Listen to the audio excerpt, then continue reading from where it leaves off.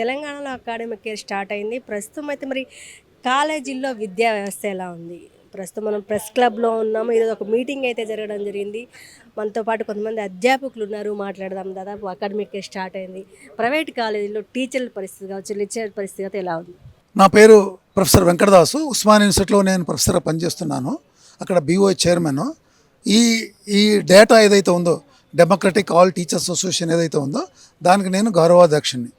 అయితే ఈరోజు మీటింగ్ పెట్టడానికి కారణం ఏంటంటే, ఇవాళ ప్రైవేట్ ఇంజనీరింగ్ కాలేజీ లోపల టీచర్స్ నిష్పత్తి ఏదైతే ఉందో స్టూడెంట్స్కు టీచర్స్కు ఉన్న నిష్పత్తి సక్రమంగా ఉండట్లేదు. తర్వాత టీచర్స్లో కూడా ఒక రేషియో ఉంటుంది. అంటే ఒక ప్రొఫెసర్ ఉంటే 2 అసోసియేట్ ప్రొఫెసర్లు ఉండాలి, 6 మంది అసిస్టెంట్ ప్రొఫెసర్లు ఉండాలి. అది కూడా మెయింటైన్ చేయట్లేదు. అంటే ప్రొఫెసర్ కంటే శాలరీ ఎక్కువ ఇవ్వాలి, అసోసియేట్ కూడా శాలరీ ఎక్కువ ఇవ్వాలి. అదే అసిస్టెంట్ ప్రొఫెసర్ కంటే తక్కువ శాలరీ ఇస్తారు. ఇవాళ చాలా మటుకు కాలేజెస్ ఏం చేస్తున్నారంటే అసిస్టెంట్ ప్రొఫెసర్లు అది కూడా కొత్త వాళ్ళను 30,000, 40,000, 50,000, కొన్ని మంచి కాలేజీలు అయితే 60,000, 70,000 ఇచ్చేసి ఈ అసిస్టెంట్ ప్రొఫెసర్తో కథ నడుపుతున్నాయి. ప్రొఫెసర్ కూడా కొన్ని కాలేజీలు తీసుకుంటాయి. ప్రొఫెసర్కి అయితే 1,00,000 ఇస్తారు. యాక్చువల్గా ఏఐసిటి నిబంధనల ప్రకారము ప్రొఫెసర్కు తక్కువ 3 లక్షలు రావాలి. 1,00,000 ఇస్తున్నారు. చాలా కాలేజీలు 1,00,000 ఇస్తున్నారు. కొన్ని కాలేజీలు 1,50,000, కొన్ని కాలేజీలు 2 లక్షలు. అయితే కొన్ని సిబిఐటి లాంటి కాలేజీలో ఒకరిద్దరికి 4-5కి మాత్రము 2-3 లక్షలు ఉంటున్నాయి, 3 లక్షలు ఉంటున్నాయి. కానీ అక్కడ కూడా కొత్తగా తీసుకునే ప్రొఫెసర్లు కూడా అక్కడ కూడా అన్యాయం జరుగుతుంది. ఇవాళ ఫీజులేమో వాళ్ళు విపరీతంగా కలెక్ట్ చేస్తారు. ఏంటి డొనేషన్లు అని చెప్పేసి ఒక్కొక్క సీటు 20 లక్షలు, 15 లక్షలు, 10 లక్షలు, 6 లక్షలకు అమ్ముకుంటారు. బట్ టీచర్స్ శాలరీస్ వచ్చే వరకు ఇవ్వట్లేదు. పోనీ ఏదో ఇస్తున్నారు, వాళ్ళు ఎంతో ఇస్తున్నారు, అది కూడా సక్రమంగా ఇవ్వరు. ఒక జీతగాల లెక్క, అంటే మేము ఎంత ఇస్తే అంత తీసుకోవాలి. పని మాత్రము మార్నింగ్ నుంచి ఈవినింగ్ ఒక్కో రోజు 8 అవుతుంది. అంటే టీచింగ్ ఏమో 5 o'clock వరకే. ఆ తర్వాత ఏంది పేపర్ వర్క్, ఏంటి ఎన్బిఏ అని, నాక్ అని, మీటింగ్స్ అని, లేకపోతే రిపోర్ట్స్ అని, వీళ్ళను ఏదో రూపంలో వాళ్ళు సెలవుల రోజుల్లో కూడా, ఈ రోజు కూడా ఇవాళ సెలవు ఉంది, కొన్ని కాలేజీలు ఈ రోజు కూడా క్లాసులు నడుపుతున్నాయి. అంటే కాలేజీ పెట్టుకున్నాయి, క్లాసులు జరగవు, అక్కడ ఈ పని చేయిస్తాయి. మేమేమంటారంటే మీరు పని చేయించుకోండి, మేము కాదంటలేము, బట్ టీచర్స్ను గౌరవించండి.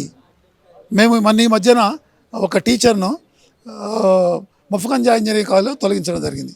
అకారణంగా. ఇప్పుడు తొలగించేటప్పుడు 5 సంవత్సరాలు నీ దగ్గర పనిచేస్తే తొలగించేటప్పుడు కారణాలు చెప్పాలి కదా. ఎందుకు తొలగిస్తావు, అతనికి ఒక షోకాజ్ నోటీస్ ఇవ్వాలి కదా. షోకాజ్ నోటీసు లేదు, నిన్ను తొలగిస్తున్నాము. మేము అడిగినాం ఎందుకు తొలగించారంటే, తొలగించలేదండి, అతను మేము రెన్యువల్ చేయలేదు. అంటే ఎవ్రీ 6 monthsకి ఒకసారి రెన్యువల్ చేస్తారంట. What is this business? Renewal business ఏంటి? ఇప్పుడు మీకు తెలుసు, మనకు ఉద్యోగాలు, రకరకాల ఉద్యోగాలు ఉంటాయి. అంటే రెవెన్యూలో ఉద్యోగాలు ఉంటాయి, సెక్రటరియట్లో ఉద్యోగాలు ఉంటాయి, అసెంబ్లీలో ఉద్యోగాలు ఉంటాయి, యూనివర్సిటీలో ఉద్యోగాలు. మేము గవర్నమెంట్ టీచర్స్, మేము ఒకసారి అపాయింట్మెంట్ అయిన తర్వాత ఎవ్రీ ఇయర్ లేకపోతే 6 monthsకు రెన్యువల్ ఉంటుందా మాకేమన్నా? మరి ఈ ప్రైవేట్లో ఈ రెన్యువల్ బిజినెస్ ఏంటి? ఆయన ఏమంటారు సింపుల్గా, మీరు ఆయన గురించి మాట్లాడొద్దండి, ఆయనకు రెన్యువల్ చేయలేదు మేము అంతే అని లేచి వెళ్ళిపోయాడు.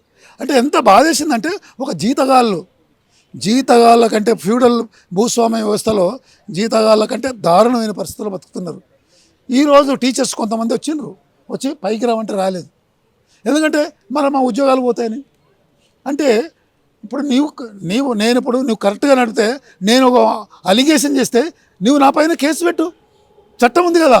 వెంకటదాస్ పైన పెడతావా, లేకపోతే ఉపేంద్ర కుమార్ పైన కేసు పెట్టు. నువ్వు ఉపేంద్ర కుమార్ పైన ఇప్పటి వరకు ఒక్క మేనేజ్మెంట్ ఎందుకు కేసు పెట్టలేదు?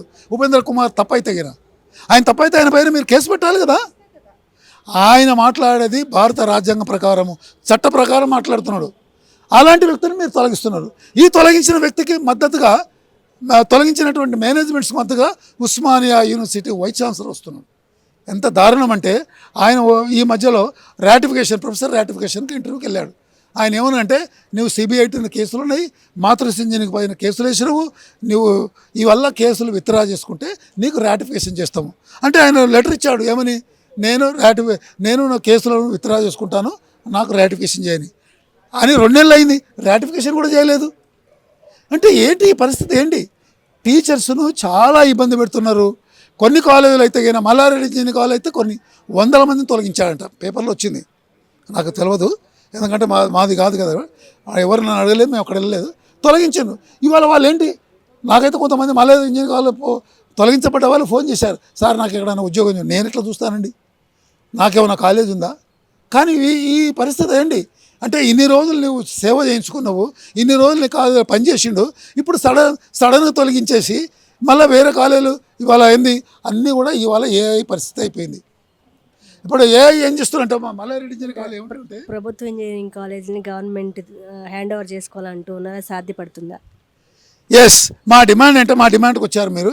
మా డిమాండ్లు ఏంటంటే ఇవాళ అన్ని సిస్టమ్స్ ఫెయిల్ అయినాయి.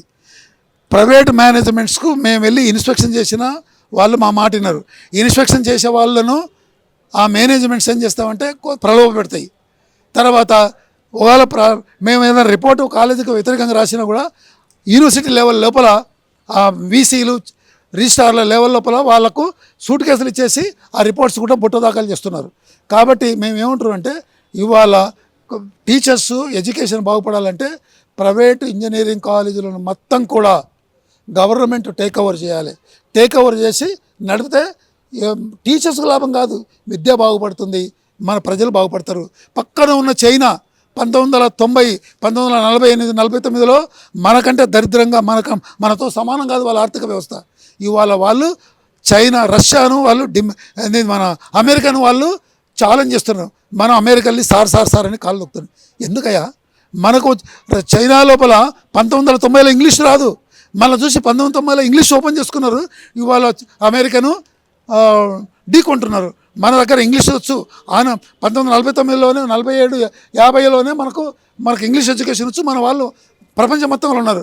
అయినా కూడా మనం ఏం చేస్తున్నాం అంటే మనం ఇవాళ ఇక్కడ ప్రైవేటు వ్యక్తులను మేపి ప్రజలను పట్టించుకోకపోవడం వల్ల ఈ ప్రభుత్వాల యొక్క దుర్మార్గం వల్ల ఇవాళ దేశం వెనకబడ్డది. ఇది మేము ప్రజల దృష్టికి తీసుకెళ్ళాలి. డెమోక్రటిక్ ఆల్ టీచర్ అసోసియేషన్స్ మీ విధి విధానాలు ఎలా ఉంటాయి? మేము ప్రజలు బాగుపడాలి. మా విధి విధానాలు అంటే టీచరు పాఠం చెప్పే టీచరు గౌరవప్రదంగా బతకాలి. ఆయనకు మీరు ఏదైతే శాలరీస్ ఇస్తా అని చెప్పారో అది కరెక్ట్గా ఇవ్వాలి మేనేజ్మెంట్స్. తర్వాత డెమోక్రసీ అంటే ఒక టీచరు తనకు జరిగిన అన్యాయాన్ని మేనేజ్మెంట్తో చెప్పుకునే స్థితి ఉండాలి. ఎట్లా ఒక గౌరవమైన సిటిజన్గా భయపడుతూ టీచర్ జీతగాన్లాగా కాదు, ఆ ఎన్విరాన్మెంట్ రావాలి. డెమోక్రసీ అనేటువంటి ప్రతి దగ్గర ఉండాలని మా కోరిక.